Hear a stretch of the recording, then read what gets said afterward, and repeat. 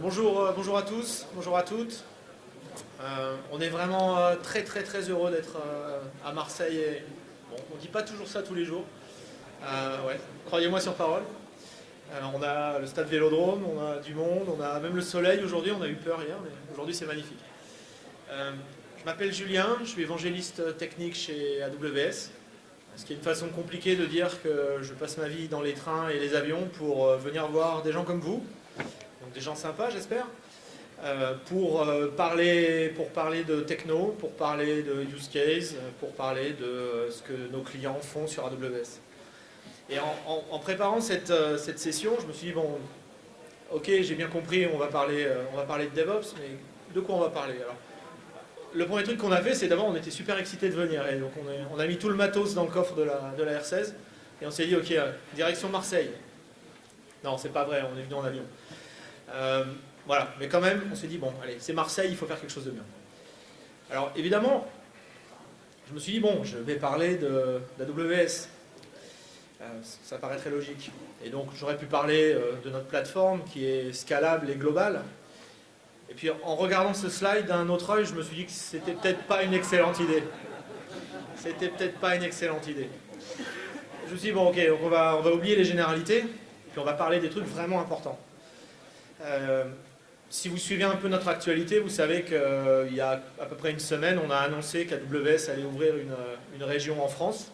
Donc on va enfin avoir des data centers AWS en France, c'est une super nouvelle. Enfin en tout cas, nous, ça nous fait très plaisir. On a plein de clients que ça excite, et puis plein de futurs clients que ça excite aussi. Bon, mais je me suis dit, ouais, je vais peut-être déraper, je risque de dire une connerie sur ce slide, et bon, il vaut mieux pas que j'en fasse trop. Donc, bon, mauvaise idée. Et en fait, je me suis dit, bon, mais merde, de quoi je vais leur parler aux Marseillais? Et je me suis dit, bon, je vais revenir un peu dans le temps et je vais leur parler de ce que Amazon.com a fait en termes de DevOps.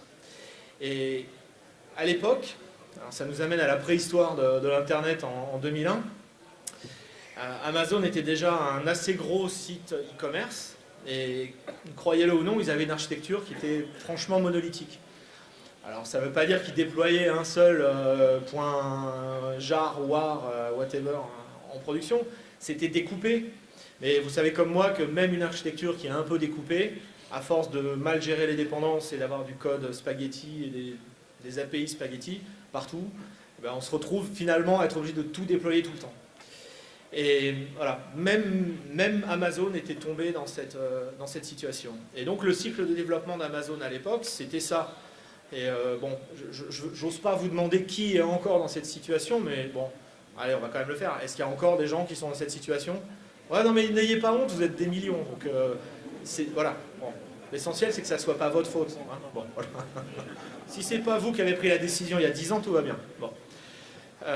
Et donc, vous connaissez bien ce problème-là, et il se produit vite, hein, il n'y a pas besoin d'avoir des milliers de développeurs, même à 5 développeurs ou 10 développeurs, on a déjà ce problème-là, qui est de dire, finalement, on travaille en parallèle, on commit sur des branches, à la fin on les merge, on essaie de déployer, et on rollback en 30 secondes parce que ça ne marche pas. Et voilà, je parle d'expérience aussi, et j'ai eu ce problème-là, et c'est difficile de s'en sortir. Et quand on est dans cette situation-là, finalement, le process de release, il ressemble à ça, quoi.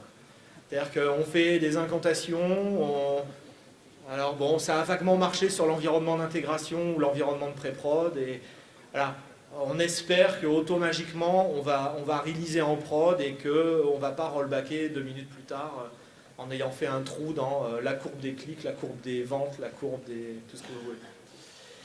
Mais voilà, donc, comment on sort de cette situation-là? Ça m'intéresserait de savoir, on pourra en discuter ensuite, n'hésitez pas à venir me voir, comment vous en êtes sortis. Mais en ce qui concerne Amazon, ils ont décidé de faire un saut quantique, parce qu'on imagine que devant la croissance du business, devant l'explosion de l'e-commerce, hein, souvenez-vous, 2000-2001, c'était 2002, c'était vraiment de la folie. On imagine bien que ce problème-là, c'était un problème totalement critique pour le développement de l'entreprise. Et donc, ils ont fait un grand saut technique en allant vers une architecture SOA basée sur, vous connaissez le sujet, hein, plein de petits services Et ce diagramme que vous voyez, alors il date maintenant, mais c'est un vrai diagramme qui représente les services et les microservices qui composent le site d'e-commerce d'Amazon.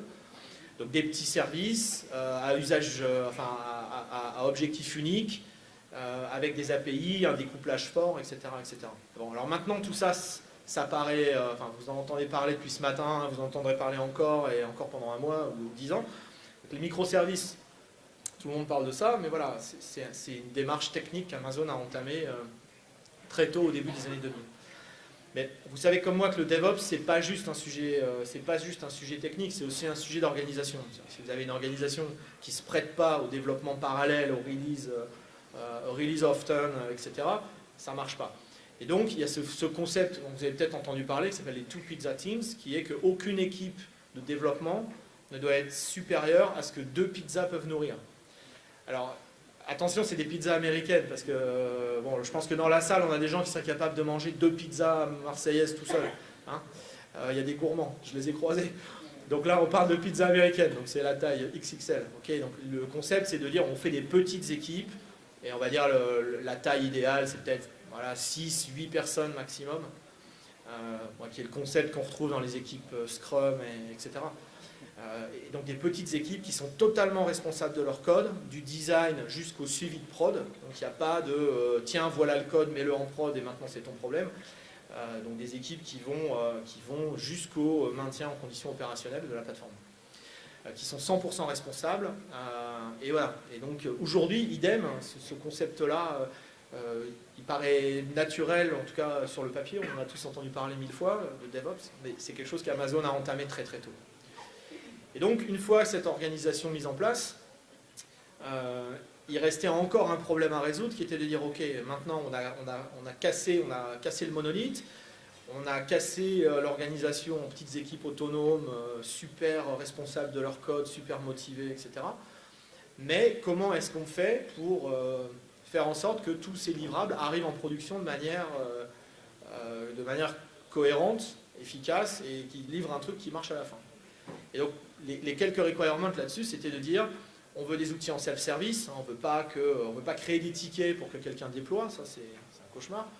Il faut que toutes les technologies fonctionnent avec ces outils. Vous savez peut-être que les équipes de dev Amazon peuvent choisir leur techno, c'est pas du tout une plateforme homogène, donc c'est pas tout en Java ou tout en Python ou tout en je sais pas quoi. S'ils considèrent que C++ est plus adapté à leur appli, ben ils font ça. Ils définissent des contrats, des API avec les autres équipes, et puis le reste, c'est une boîte noire. Donc il fallait que les outils marchent avec toutes les technos. Il fallait que les outils encouragent les bonnes pratiques. Vous savez comme moi qu'on peut répéter les bonnes pratiques 1000 fois, mais que si les outils finalement vous éduquent, voire vous imposent les bonnes pratiques, elles s'appliqueront toutes seules. Et puis surtout des services simples, compréhensibles, pas des usines à gaz qui essaient de faire le CI, le CD, le QA, le test unitaire, le déploiement, le monitoring, le test de charge, etc. Ça, c'est, bon, le couteau suisse, voilà, c'est joli sur l'étagère, mais quand on en a vraiment besoin, ça ne marche pas. Donc il vaut mieux avoir des outils qui font un seul truc, mais qui le font vraiment bien. Et donc ils ont développé 2 outils. Alors un qui s'appelle Apollo. Il y a une certaine obsession pour les sujets spatiaux chez Amazon. Vous savez que notre fondateur, Jeff Bezos, a aussi une boîte qui lance des fusées réutilisables. Donc, je pense que voilà. Quand on veut que les projets soient approuvés par Jeff, si on leur donne un nom qui a un rapport avec l'espace, je pense que ça marche sans doute un peu mieux. Et donc Apollo, qui est le service de déploiement, donc, on fait des lancements. Alors là, on ne lance pas des fusées, on lance du code. Avec quelques requirements forts, donc aucun downtime, donc quel que soit le déroulement bon ou mauvais du déploiement, pas de downtime, un suivi permanent de l'état des instances sur lesquelles et des serveurs sur lesquels on déploie, le versionnage, ça paraît indispensable, et puis la capacité à faire des rollbacks, parce que oui, ça arrive, même avec des bonnes politiques de test, même avec toutes les bonnes pratiques, de temps en temps il y a un problème. Il faut être capable de faire un rollback que ce soit le moins pénalisant possible pour la plateforme. Le deuxième outil qui a été développé, c'est un outil qui s'appelle Pipelines. Comme son nom l'indique, c'est un outil qui va vous permettre de faire du continuous delivery, qui va vous permettre de définir des pipelines de manière complètement automatisée. Et on parle toujours d'automatisation, automatisation, mais pourquoi c'est bien l'automatisation? C'est bien parce que effectivement, ça va plus vite, on n'a pas d'humain au milieu pour créer des tickets, valider des tickets, refuser des tickets, etc. Donc voilà, on enlève la lenteur de l'être humain, et surtout, on fait en sorte que les étapes soient toujours suivies dans le même ordre, et que s'il y a des étapes de validation à passer et que la validation n'est pas là, elles ne sont pas passées. Donc l'automatisation, c'est vraiment de dire on va plus vite, mais surtout on a un process répétable auquel on peut faire confiance pour arriver à un résultat le plus déterministe possible. Et donc cet outil Pipelines, aujourd'hui, il est utilisé par quasiment la totalité des équipes de développement Amazon. Il y a certaines équipes qui ont des besoins très particuliers, qui ont leur propre outil de déploiement. Voilà, Amazon a réussi à finalement unifier cet outil et à le faire utiliser par toutes les équipes. Et donc grâce à ces outils, et quelques autres, finalement on a pu compléter le process de DevOps en disant voilà, on a des équipes de petite taille, autonomes, agiles, capables de pousser du code tout le temps, sans être bloquées par telle ou telle dépendance, tel ou tel souci. Et puis elles le font parce qu'elles ont des outils qui supportent ce mode d'organisation. Okay. Et donc qu'est-ce que ça donne? Ça donne que Amazon aujourd'hui, c'est des milliers d'équipes de développement, avec une architecture microservices qui font à peu près toutes de la livraison en continu sur tout un tas d'environnements, de dev, de test de sécu, de test de charge, etc., pré-prod, ce que vous pouvez imaginer. Et donc, ça c'est des chiffres qui datent de 2014, donc vous pouvez les multiplier par un facteur. Okay. Mais voilà, on arrive à des dizaines de millions de déploiements par an. Et si on ramène ça en secondes, ça veut dire plus d'un déploiement par seconde. C'est-à-dire que quand vous utilisez Amazon.com, Amazon.fr ou Amazon.étoile, eh bien, ce site-là, toutes les secondes, il y a quelque chose qui change dessus, en termes de code. Bon, après, il y a les produits aussi qui changent, mais en termes de code, en termes de fonctionnalité, en termes de bug fix, en termes de tout ce que vous voulez, ça change à chaque seconde. Et voilà, moi, quand j'ai vu ce chiffre, c'était à peu près ma réaction.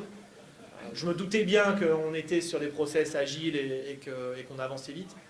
Mais voilà, donc, et une fois de plus, c'est des chiffres de 2014. Okay. Donc c'est magnifique. Ce problème d'architecture monolithique et d'organisation monolithique a été résolu. Et la science-fiction qui était de dire, on veut pouvoir réaliser tout le temps, 24 heures sur 24, on va pouvoir changer une ligne de code et la déployer en production en 10 minutes ou 5 minutes. Voilà, c'est devenu une réalité. Et je sais qu'il y a beaucoup de gens partout qui courent après ça aussi. On essaye tous de faire ça. On essaye tous d'arriver à un schéma comme ça. Bon, Amazon y est arrivé parce que c'était critique pour son business, parce qu'il y avait déjà des outils, il y avait pas mal de développeurs. Mais la vraie question, au-delà de ce que fait Amazon, c'est de se dire, s'il fallait être à la taille d'Amazon pour avoir ces process, ça serait triste. Et donc la question, c'est de se dire comment est-ce qu'on peut amener ça à tout le monde. Comment est-ce qu'une équipe de 2 personnes, ou même un seul développeur, une équipe d'un développeur, comment est-ce qu'elle peut utiliser les mêmes outils, avoir la même agilité, avoir les mêmes process, avoir la même facilité de développement, sans se soucier d'avoir une infrastructure de développement qui va être compliquée, qui va être fragile, qui va être coûteuse, etc. Et donc, ce qu'a fait AWS, l'apport d'AWS dans ce projet, c'est de prendre les outils qui étaient utilisés en interne par Amazon et de les packager et de les rendre disponibles au plus grand nombre. Et donc ils sont au nombre de 3, c'est ce dont je vais parler aujourd'hui. Donc il y a Code Pipeline, donc, qui est la version AWS de Pipeline, donc qui va vous permettre de définir des pipelines de déploiement. On verra un exemple et une démo tout à l'heure. Code Commit, qui n'est ni plus ni moins qu'un Git managé, on verra aussi.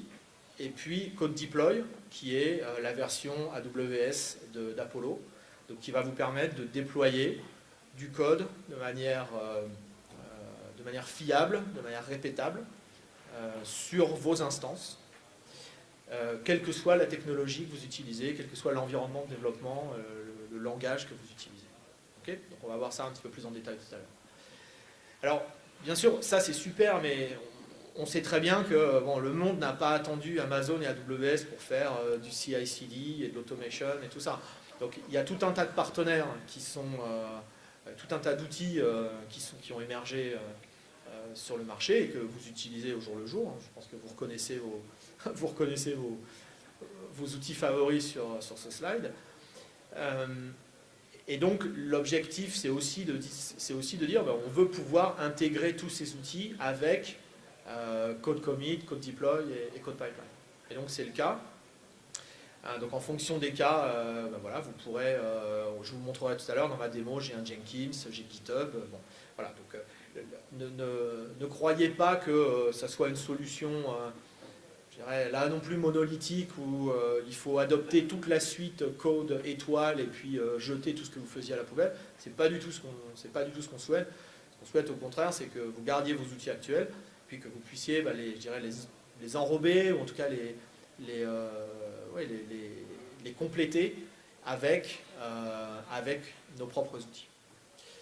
Alors très rapidement, quelques détails sur ces trois produits, et puis ensuite on passera à la démo.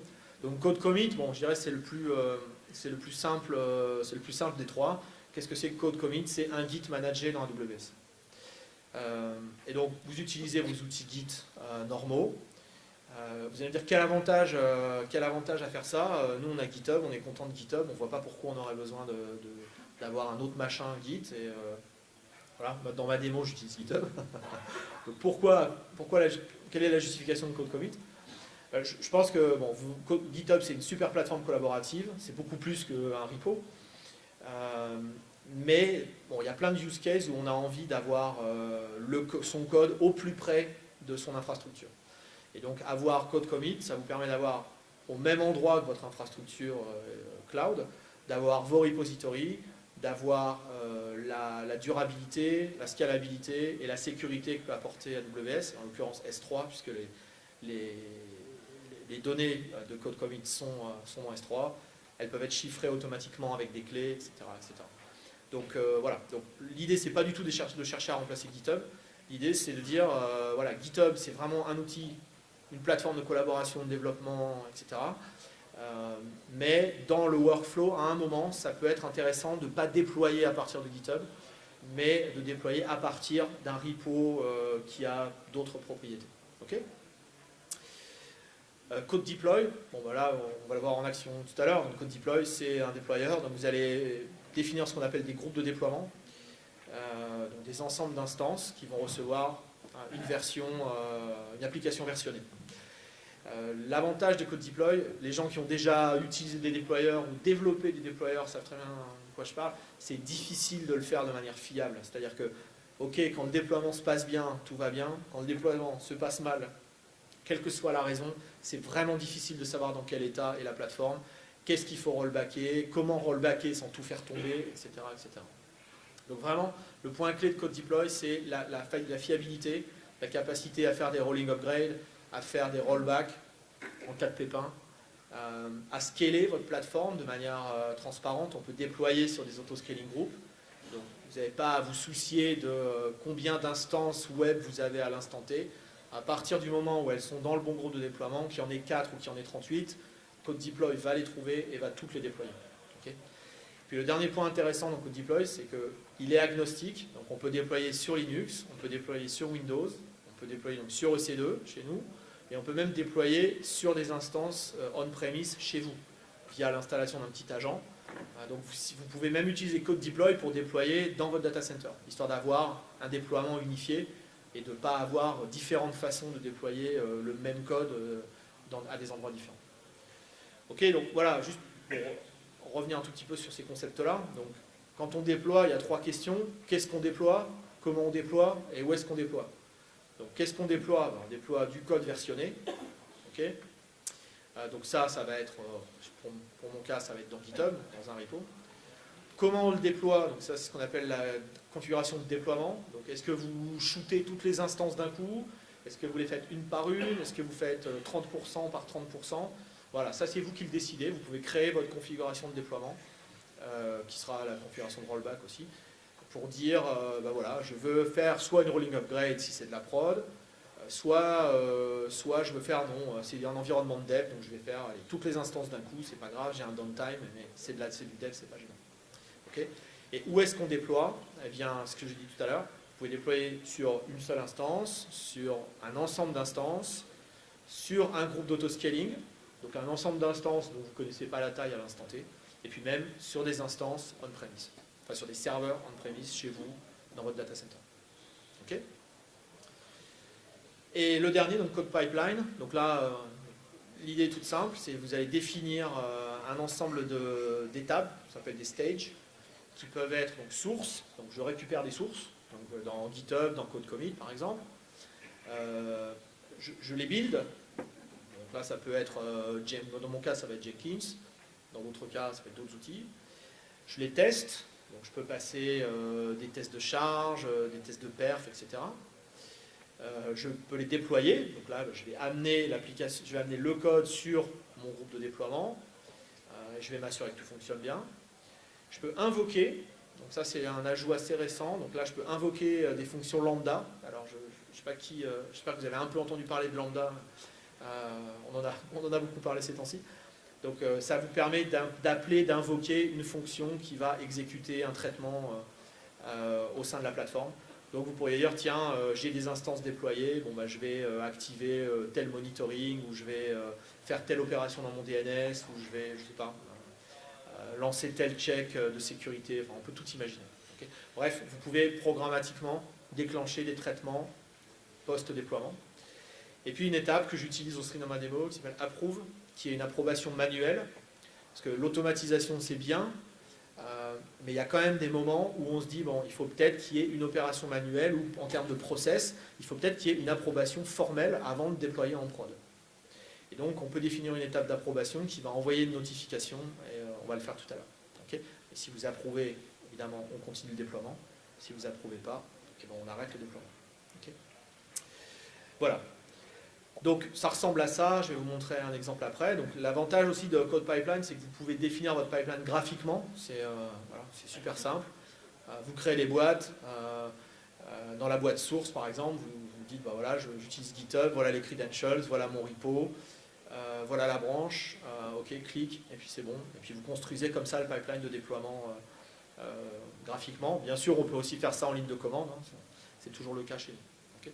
Mais c'est vraiment, vraiment facile à mettre en place. Ok. Donc voilà pour la partie un peu théorique. Donc maintenant, je pense que vous avez envie de le voir marcher. Donc on va faire ça. Donc voilà ce qu'on va construire. J'espère que vous arrivez à lire sur les écrans, sur les côtés. C'est bon, ça va, c'est pas trop petit. Donc j'ai un pipeline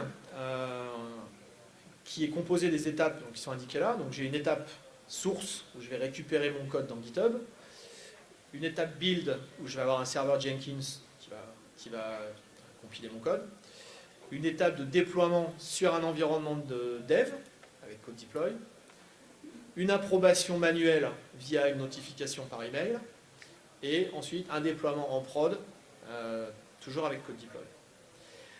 Alors, je vous ai mis là, vous voyez sur la droite, donc il y a l'ensemble de services qui vont servir à faire ça. Donc j'ai un repo GitHub dans lequel il y a mon code, dans lequel il y a un fichier important qui va être le fichier de configuration de code deploy, donc qui s'appelle le fichier appspec, qui est en YAML, où en gros vous allez définir les quelques étapes indispensables au déploiement. Donc qu'est-ce qu'il faut faire avant l'installation, qu'est-ce qu'il faut faire pour installer, qu'est-ce qu'il faut faire post-install, comment est-ce qu'on valide que l'application fonctionne, voilà, les grandes étapes du déploiement. Et vous allez pouvoir brancher des scripts là-dessus, d'accord, que vous allez fournir.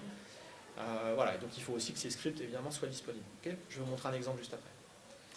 Et donc, histoire de pimenter et d'aller vraiment au bout de la logique automation, tout ça va être construit automatiquement par CloudFormation. Donc j'imagine que vous avez au moins entendu parler de CloudFormation.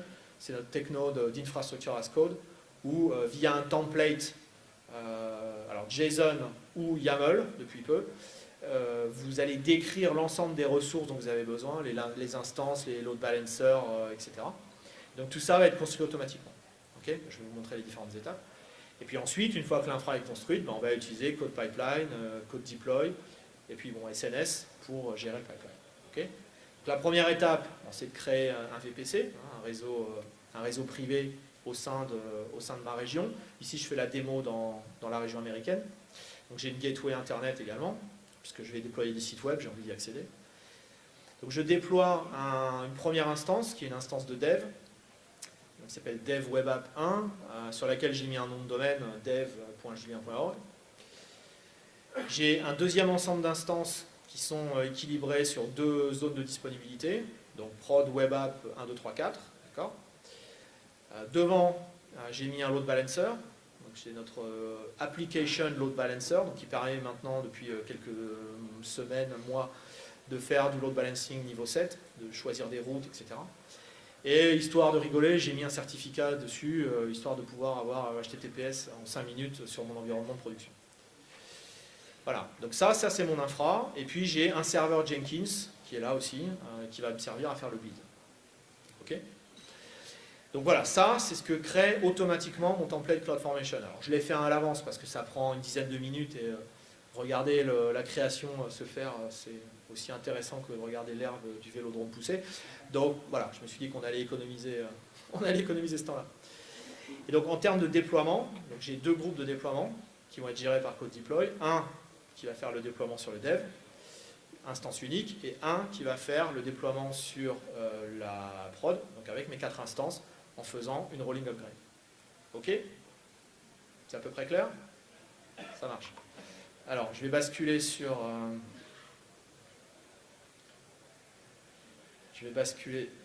la console. Voilà, la console AWS, youpi. Alors, CloudFormation en 5 secondes. Donc, le principe, c'est ce que je disais tout à l'heure, on a un template. Voilà, il est en JSON. Bon, c'est pas une présentation sur CloudFormation, mais je décris en JSON l'ensemble des ressources dont j'ai besoin. Donc, je crée mes subnets, je crée mon VPC, je crée ma gateway, mes tables de routage. Enfin, voilà, bon, il est assez long, il y a pas mal de choses. Je crée mes instances, mon Jenkins, enfin, tout ça est créé là-dedans. Okay. Donc je le lance. Voilà. Ça dure, on va regarder combien de temps ça a duré. Voilà, 16h23, 16h28. Ah ouais, ça a été assez rapide, 5 minutes. Bon, voilà. Donc j'ai construit en 5 minutes toute l'infrastructure que je vous ai montré sur le slide précédent. Okay, y compris le pipeline de déploiement, tout ça. Okay. Bon, je ne vous cache pas que pour écrire le template, il faut un peu plus de 5 minutes. Et une fois que vous avez sué 100 EO pour l'écrire, même si en YAML ça va être un peu plus simple maintenant, bah, vous pouvez rejouer ça à l'infini dans toutes les régions et créer votre infrastructure assez rapidement. Okay. Donc ça m'a créé des instances.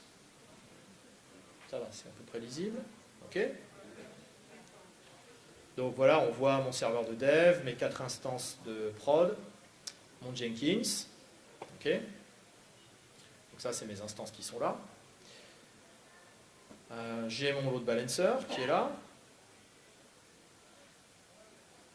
que j'ai créé, qui balance sur 80 et 443. Ok. Voilà, et si je regarde là, normalement je dois avoir mes 4 instances.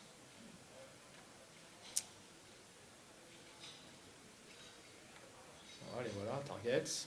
Voilà, elles sont là, les 4. Donc 2 dans la zone de dispo 1A, 2 dans la zone 2C. Elles vont toutes bien. Parfait. Mon petit certificat que j'ai installé.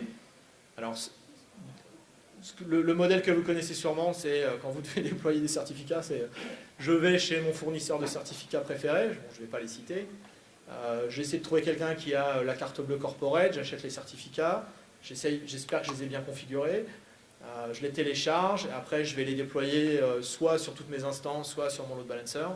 Bon voilà, c'est tout un cirque, j'essaie de ne pas péter ma prod en le faisant. Bon voilà. Là, je l'ai fait hier, ça m'a littéralement pris 5 minutes. Hein. Vous rentrez votre nom de domaine, vous cliquez OK, ça renvoie un mail au propriétaire du domaine, bon, en l'occurrence moi.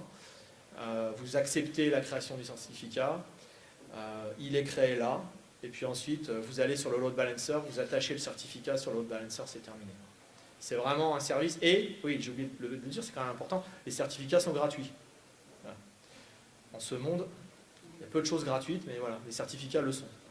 Okay. Donc voilà, j'ai mon infra. Alors, le pipeline.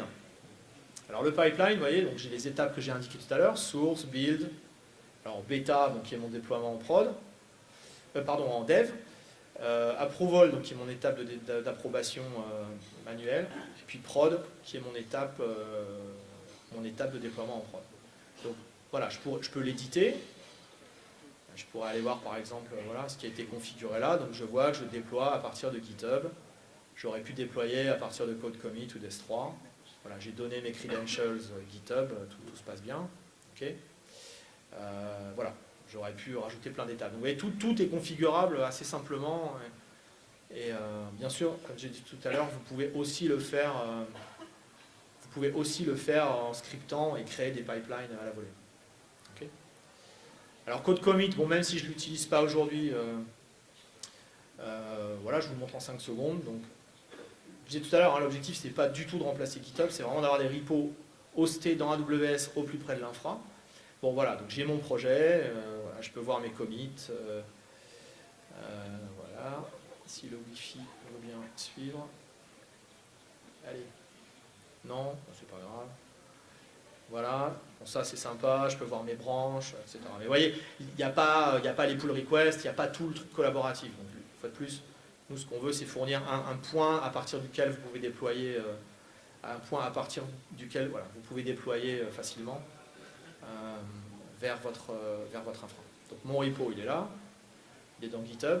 Alors c'est forqué sur un repo AWS, j'ai mis l'URL dans les slides que vous aurez évidemment. Il y a toute une démo basée autour de tout ça qui m'a servi de point de départ et que vous pourrez rejouer à partir de ce repo. Okay. Bon, j'ai un Jenkins, ok, magnifique. Voilà, donc ça c'est mon Jenkins vous voyez, au sein d'AWS. Bon, on ne va pas s'appesantir sur Jenkins. Et puis, ce qui est plus intéressant, mes groupes de déploiement. Donc j'ai un groupe de déploiement pour le dev, j'ai un groupe de déploiement pour la prod. Okay. Et c'est là en fait que, on va prendre par exemple celui-là. Voilà, c'est là que je vais dire, je déploie sur des instances EC2 et je vais déployer sur toutes les instances EC2 qui sont taguées avec ce tag. Okay. Ce qui fait qu'une instance est dans un groupe, c'est tout simplement qu'elle a ce tag. Okay. Voilà, et je pourrais créer des triggers, des alarmes, activer les rollbacks, enfin il y a tout un tas de fonctionnalités, donc je n'ai pas le temps d'en parler aujourd'hui, mais voilà, c'est relativement complet. Okay. Et donc idem pour les déploiements en prod. Voilà, là je vois la liste de tous les déploiements que j'ai pu faire. Bon, là, ils se sont bien passés. S'ils se passent mal, j'en ai pas un fail de quelque part, ça serait rigolo. Non, ça marche trop bien. Si c'est failed, vous pouvez récupérer les logs. Enfin voilà, donc il y a pas mal d'infos. Il y a pas mal d'infos sur comment s'est passé le déploiement. Ok. Très bien. Et alors tout ça, ça sert à quoi? Ça sert à déployer ma magnifique appli qui est là, voilà, qui est mon site e-commerce de vêtements pour chiens. Donc ça, c'est la version de dev. Voilà, je vois ici j'ai un petit bout de JS là, qui me dit que c'est bien le groupe de dev et il n'y a qu'une instance. Ok. Et puis j'ai la même version en prod. Voilà. Sur laquelle vous pouvez vous connecter, hein, c'est ouvert. Et je vois là aussi que j'ai mes 4 instances et mon groupe de prod. Okay. Voilà, donc tout ça, hop, ça s'est fait automatiquement. Donc, ce qu'on va faire maintenant, c'est on va faire un petit changement, parce que sinon c'est pas rigolo. Voilà, donc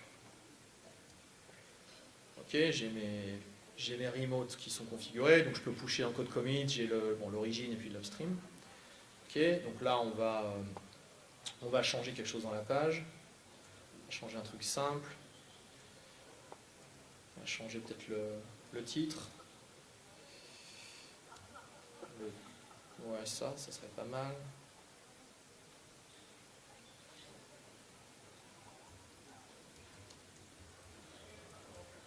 Voilà.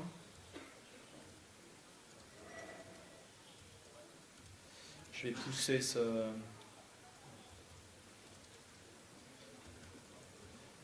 Je vais pousser ce changement-là. Il ne faut pas que je me trompe de repo. Ouais. On va voir. Donc, si ça ne faille pas, il est en train de faire le pull. Donc il y a un hook dans le repository GitHub. Il est en train de faire le pull dans S3.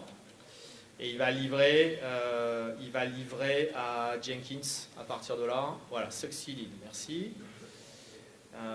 Et donc on va avoir Jenkins, voilà, qui se met à builder. Donc vous voyez, l'automatisation, elle est là. Et là, sur ça, moi, j'ai rien configuré, à part de définir graphiquement le pipeline. Enfin, en l'occurrence, il a été fait avec le CloudFormation, mais on aurait pu le faire à la main. Voilà, les étapes s'enchaînent automatiquement. Donc là, Jenkins va faire son job, il va builder, il va livrer l'artefact, et il va passer la main à Code Deploy, qui va déployer sur l'instance de dev. Voilà, on va attendre que Jenkins fasse son travail, c'est jamais, même pour des petites applications, c'est jamais hyper rapide. Ça y est, dépêche-toi, allez, on a perdu assez de temps comme ça. Et puis ensuite, je vais recevoir un mail avec la demande d'approbation. Allez Jenkins, fais ton travail. Ça y est, build succeeded. Donc, si je vais voir là. Ah non, il était dans l'autre fenêtre, pardon. Il doit être là. Donc là, je dois avoir un build qui date de maintenant, là. J'espère. Voilà, 52 secondes, donc ça c'est bon. Et donc là, j'ai le déploiement qui est en cours. Et donc si je vais sur mon site, donc ça c'est la version de dev. Voilà.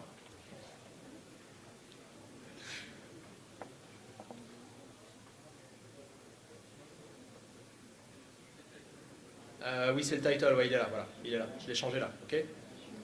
Voilà, ok, donc là il est changé. Si je vais vite sur la prod, bah non, puisque j'ai l'approbation, donc là voilà, effectivement là pour l'instant il n'y a rien, ok. Donc on va retourner là et on va voir si l'approbation est en attente ou pas.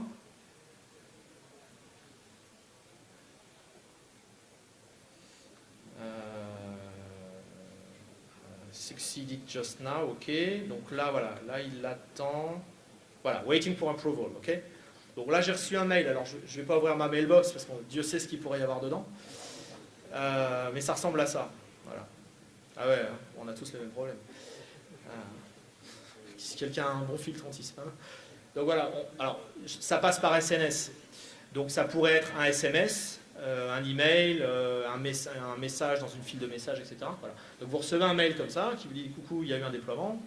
Donc va jeter un œil sur devjulien.org et puis si ça te plaît, tu approuves ou tu rejettes le changement. Okay. Bon, alors on peut aussi le faire dans la console. Donc voilà. On va dire que tout va bien. Approuve. Voilà, l'approbation est passée. Et puis bah, je vais avoir mon déploiement en prod qui va se produire dans 5 secondes. Voilà, le temps qu'il se réveille. Voilà, et donc là il va faire le déploiement en prod. Et si on a de la chance, voilà, on va là. Bon, là il y a le load balancer, donc on va voir. On va voir si on en tape une qui est déployée ou pas.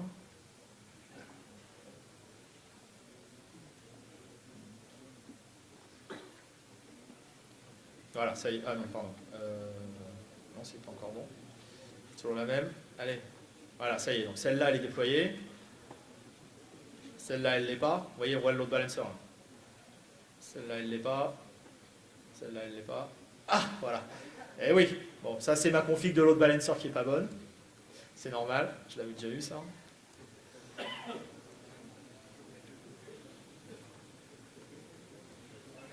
Si, c'est bon.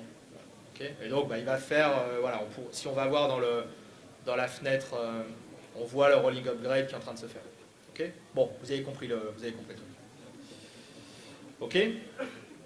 Bon, voilà un petit exemple rapide. Désolé pour le petit souci GitHub, mais heureusement, on s'en est sorti. Voilà, j'ai fini. Si vous voulez en savoir plus, bah, vous pouvez aller voir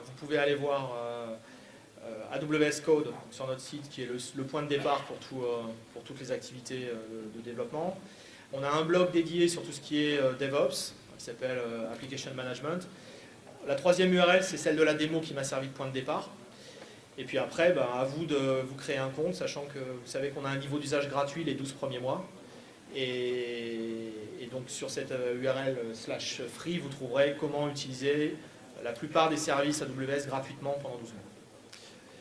Juste pour finir, voilà, on a des user groups un peu partout en France. À mon grand désespoir, il n'y en a pas à Marseille. Donc s'il y a des gens qui sont intéressés pour monter un groupe AWS à Marseille, écoutez, venez nous voir sur le stand, on peut en discuter, ça sera avec plaisir. Et puis dernière chose, on a l'Enterprise Summit à Paris le 27 octobre. C'est un événement d'une journée avec des sessions business, des sessions techniques sur AWS, comment il est utilisé par les grandes entreprises. Mais voilà, ça peut déborder très largement le cadre des grandes entreprises. Si vous voulez vous inscrire, vous trouverez évidemment les infos sur notre site ou à cette URL. Okay. Voilà, j'ai terminé. Je vous remercie beaucoup. Je voulais remercier Triptyque pour ce bel événement.